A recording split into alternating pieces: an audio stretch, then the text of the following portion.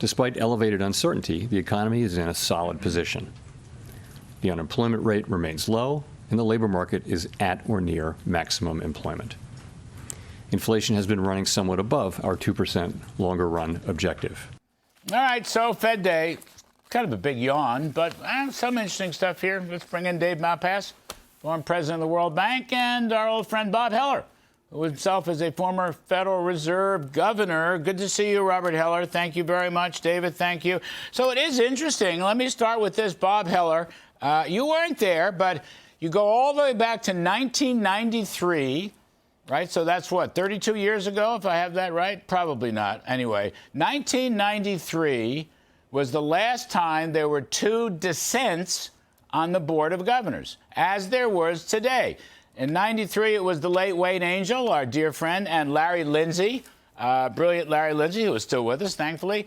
And today it was Chris Waller and Michelle Bowman, Mickey Bowman. So there's a little bit of a revolt against Chairman Powell. Bob Heller, you saw some of that against Volcker, as I recall. Anyway, what does it mean to you, this revolt? Is it important?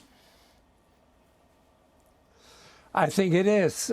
Back when I was there, back in 1986, there was a very similar revolt. Wayne Press Martin and Martha Seeger had voted against Volcker in a discount rate decrease at that particular time. And then two new governors were appointed, Wayne Angell, like you said, and Manley Johnson.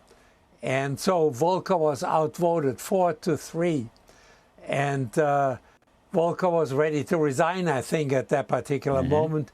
But Wayne Angell graciously changed his mind, and he said, okay, let's talk about it for a week. So Volcker was able to negotiate with the Europeans, and then everybody agreed on a discount rate decrease. It didn't take long. It took a week. I will see how long it will take this time. Well, that's my next question. Yes. I want to go to Malpass. How long? I mean, what's the importance of this dissent? I mean, you got to figure, David, there are other dissents in the making. I guess that's my point. Or are there? I don't know. You tell me what you think, David Malpass. I think we have a great economy, and the capital is flooding in from around the world, and so it deserves lower interest rates and can support lower interest rates with new production.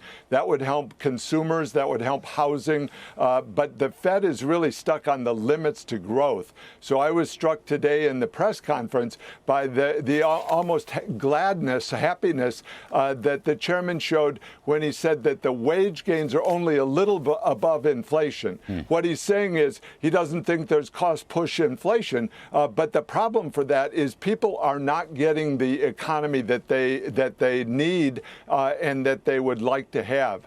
I got four other things in the press conference that surprised me. If we get back to that, okay, but let's do one at a time. On this point, I want to go back to this point.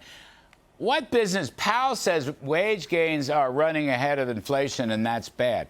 I would say that's good, because the whole problem during the Biden years was that prices, a.k.a. inflation, was faster than wages. So people, working folks, middle-class, blue-collar working folks, got badly hurt by bad monetary policy and bad government spending and taxing policy. So this guy now is saying, wait a second, we'd like to what? We'd like to have inflation higher than wages? I mean, that's what he delivered for Biden. You don't want him to deliver that for Donald Trump. That's not what Trump policy is. Trump policy is growth.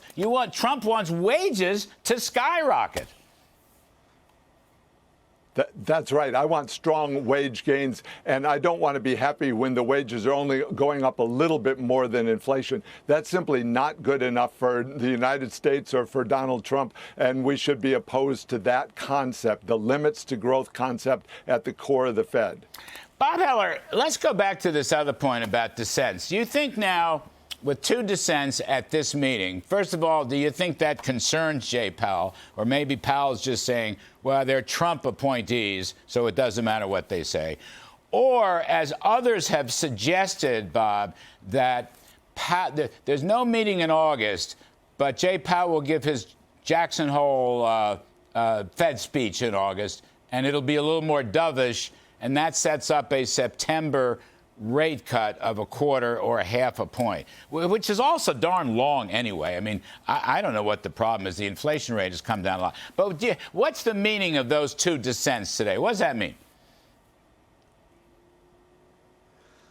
I think it's important because the episode that I referred to back in '86, it basically led to the resignation of the vice chairman of the Federal Reserve Board, Press Martin at that particular time.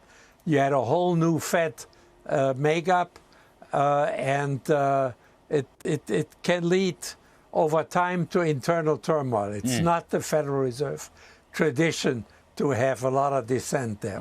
Oh, interesting. Dave Malpass, I'll give you the last word. What do you think this all means? Do you think rates are coming down? Are car loan rates coming down? Are mortgage rates coming down, et cetera, credit card rates? What do you think is going to happen here? I think the Fed is stuck in a rut. I'm not sure the rates will come down under these conditions. Chairman Powell said several amazing things, that the Fed's not seeking growth. He said that explicitly, that housing, they can't help on housing. He said the big, beautiful bill, the reconciliation bill, is not stimulative in the long run. Now, we know it made the tax rates permanent, and so it's hugely stimulative in the long run. And he also said over and over that we are at maximum employment. Again, I say that's simply not good enough. We need lots more jobs, more wage gains in this economy, and it won't be inflationary. It will be productive. We can do that with, and I'd love to see, I know you do, a capital gains cut. That would help a lot on the production side, too. 100%. All right, gentlemen, thank you for the readout. Bob Heller, good to see you again. David Malpass, as always.